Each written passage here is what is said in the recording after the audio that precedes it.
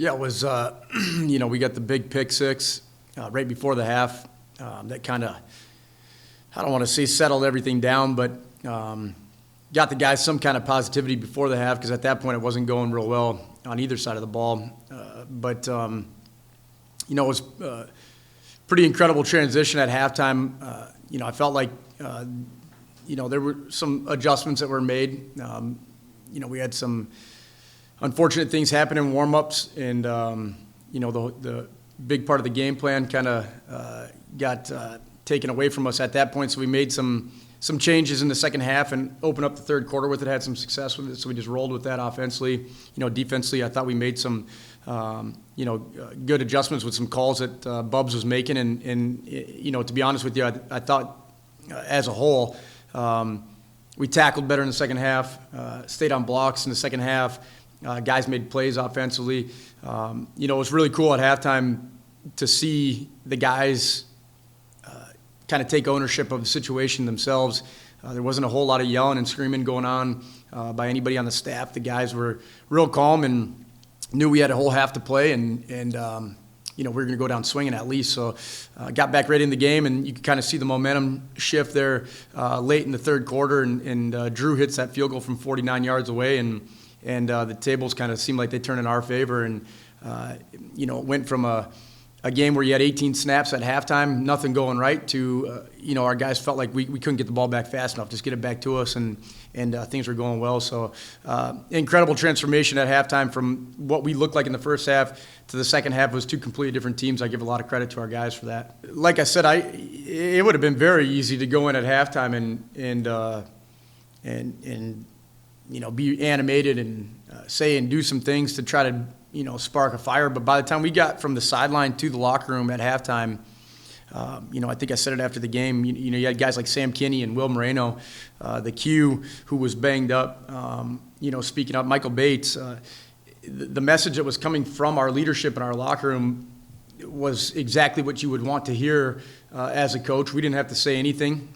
There was no quitting the guys. They weren't in any panic mode. We felt like based off of where our guys were mentally at halftime when we broke that locker room huddle to go back onto the field, I remember saying to one of the coaches as we walked out, with where we were at, if we could just find a way to go get 6 points on that opening drive, we got a chance, and we did, thankfully. Middle of the third quarter, we get the ball back down by 10 and throw that bad pick. That kind of shot the momentum down at that point, but we stuck with it. They go get 7, and we just regrouped and went back at it. So give a lot of credit to our guys. He's playing well right now. I feel like for him to make the play he did on the 73-yard touchdown reception, catches it in traffic, breaks 2 tackles, and then runs away from the rest of the defense after a game where he didn't have many targets, had 0 touches at that point. To stay locked in, and after what he's done in the first 2 weeks, 19 targets in week 2, what he did in week 1, to go to 0 targets up to that point and still be mentally where he needed to be, that when he got his opportunity, he made that play, says a lot about where he's at maturity-wise right now. And the double pass, obviously we worked that quite a bit, and they had an injury at that time that allowed us to bring the guys over to the sideline. So we were able to talk about it as a group, and if this, then this, one of those type of deals, and it just played out perfectly. It was a huge win. I don't know if you could see that on the TV or not, but kept the ball down, and obviously Brandon was standing out by himself, so it was just one of those situations where just don't miss him if we have him, and thankfully they executed it. Incredibly important. He's one of those voices in the locker room, in our weight room, on the practice field. He is constantly doing the right thing, works his butt off, is the most team guy that there might be in our locker room, so he's always going to do whatever it takes to help us win a football game. And all you got to do is turn the tape on. We did give him some holes at the initial point of these plays on Saturday, but the yards after contact, there was 2 runs that come to mind right now where, we are not real happy about it as a staff watching it back on Sunday, because there's one guy out of the 11 guys wearing a Tech jersey that is playing his butt off, and it's a guy carrying the football, and everybody else is standing there watching him. So there were two runs in crucial times when we're down by 10 or 17 points that he is just possessed at that point, trying to do everything he can, and thankfully he was on our team that day. You know, the one that got everything started was part of the adjustments that we made at halftime. We're getting into a package that we got Darius into the backfield to just get him the football in his hands. Obviously, you know, we weren't throwing the football real efficiently at that point of the game, so then it's trying to find different ways to get Darius involved because he is a difference maker.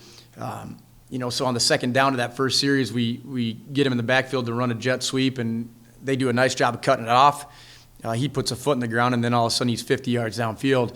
Again, kind of making things up on his own, which is, you know, obviously when things aren't going well, you need that kind of stuff to happen. So, you know, that 73-yard pass, there's no question Ethan made a play on that. But you take the plays that Will Moreno made with the ball in his hands, what Darius did as a runner. We ran some option to him and gave him a couple touches on the jet sweeps in the backfield. But, you know, all those guys kind of putting us on their back. It wasn't like we drew anything special up. It was stuff that we've repped before, and it was just guys deciding to go make a play at that point. And you know, Darius is capable of doing that at any point in any game. So it's on us as a staff. We've got to recognize that earlier in the game. Things aren't going well throwing it. What do we got to do to get to the football and be a little bit more creative with that part of it? But can't say enough about his effort either in the second half. As a matter of fact, on that double pass, you know, he's the one eating an outside linebacker on a run through trying to get to the thrower. And, you know, if he's not on the field, I'm not sure we get that football off. So he did whatever it took to. Yeah, I mean, you know, our goal going into it is to take care of our non-conference schedule. Obviously, with the way the schedule sets up, we've got to wait for that fourth one until the end of the year. But the initial reaction right now is that we have a lot to clean up. A lot of the same things that we talked about last week that we cannot continue to do if we're going to win football games, we did do again this past weekend. So there's a lot of positive. I loved our guys' effort and not giving up and just sticking with it, playing the next play. That was incredible. But again, if you're going to win games in the GLIAC, you can't turn the ball over 3 times. You know, you can't miss tackles in the open field. You get them off the field in a situation where it's 4th and 5 at midfield. We get a procedural penalty lining up over the long snapper. You know, there's just things like that where we can't give guys extra possessions in any way. So we've got a lot to clean up. Positive way doing it when you're 3-0, of course, obviously, but there's a lot when you turn the tape on that is glaring that needs to get corrected that we've been trying to do for the last 3 weeks. So we got to stay on them from that standpoint for sure. Again, guys are just staying with it. I felt like Upper did a really nice job on Saturday of taking advantage of some of our formations to the way they were formationed. I don't know how many comebacks they threw to the boundary side, just running our corners off and throwing it to open grass and whatnot. So it would have been very easy the way that the game was going, especially when it's 24-0. For the guys on the back end after we're giving up chunks of 25 yards, 18 yards, whatever it is to pack it in at that point. But you stay with it. Our backup for Sam Ahern ends up getting injured in that game, so now you're down to your third team guy there. We had a backup corner in at the end of the game, but all guys that you know, work their butt off in practice, understand our scheme, and then Dante's in a position to make a pick to seal the thing at the end of the game. So again, resilience, right? You use that word at the beginning of the interview.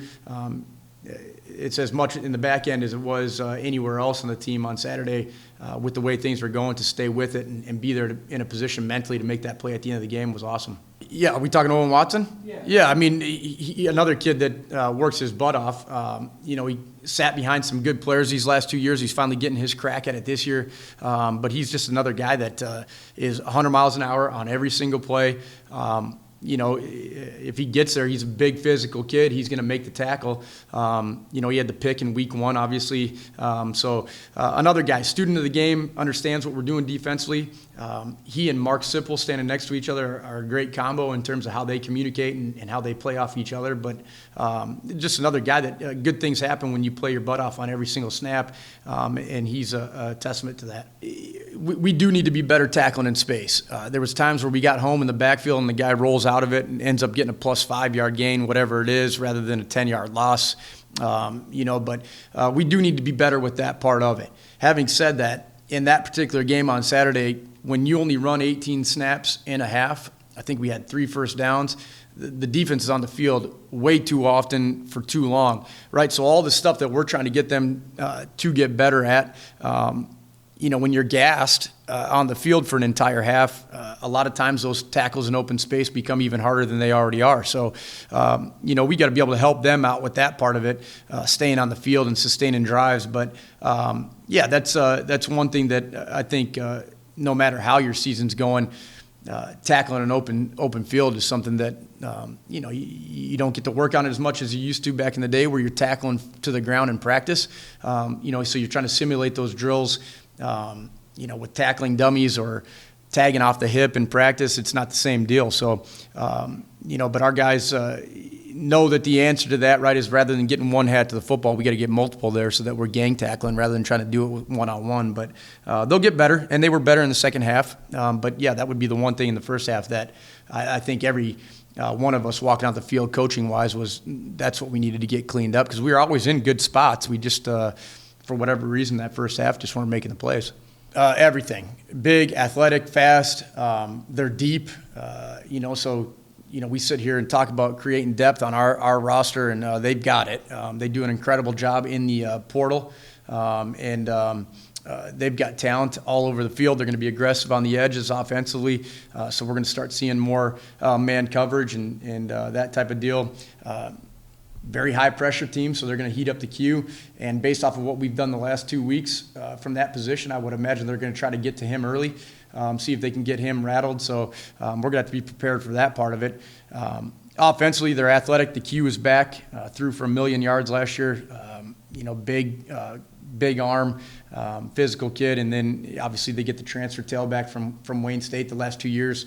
He's had career days against us. So, whether they're running or throwing offensively, they're balanced that way. So we're going to have to do a job, again, right, I've said it the last 2 weeks, but limiting their big plays, keeping things in front of us, and making them earn everything they get rather than getting it in one chunk. Easier said than done, obviously, but they are for sure talented. Really good kicker. So we're going to have our hands full. I like the fact that we get them at home. Been on the road for 2 weeks, so we get our guys not only back in front of their home fans, but into a somewhat normal routine, staying in their own beds, eating food from their own house rather than being in a hotel for 2 nights and on the road. So we're excited to be back home, but we for sure are going to have our hands full. There's a reason they're ranked in the top 15 in the country.